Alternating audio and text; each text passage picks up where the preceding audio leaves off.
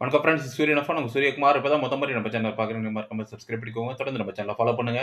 மறக்காம பெல் ஐக்கனை கிளிக் பண்ணுங்க. அப்பதான் நான் போட போற வீடியோஸ் உங்களுக்கு நோட்டிஃபிகேஷன் வந்துட்டே இருக்கும். இப்ப எத குறித்து பார்க்க போறோம்னா, ஆ ஜனநாயகம் அத பத்தி ஒரு சிறிய விழிப்புணர்வு தகவல் தான், அரசியல் கருத்து தான் பார்க்க போறோம்.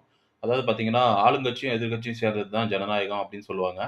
அதுல பார்த்தீங்கன்னா, இப்ப மத்தியில ஆளுங்கட்சியா இருந்து ஸ்டேட்ல எதிர்க்கட்சியா இருக்கிறது.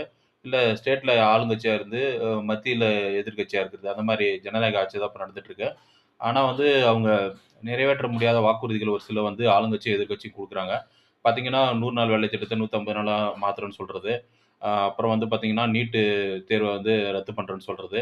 அது மட்டும் இல்லாத அ ரூ. 15,00,000 வந்துட்டு எல்லார் அக்கவுண்ட்டுக்கும் குடுக்குறேன்ட்டு சொல்றது. அது மட்டும் இல்லாத பார்த்தீங்கன்னா, டெல்லி முதலமைச்சர் மாரி வந்து ஆ வீட்ல உள்ள அனைவருக்குமே வந்து அரசாங்க வேலை குடுக்கப்படும் அப்படின்னு அந்த மாரி நடைமுறை சாத்தியமில்லாத வாக்குறுதிகளெல்லாம் நம்பாதீங்க.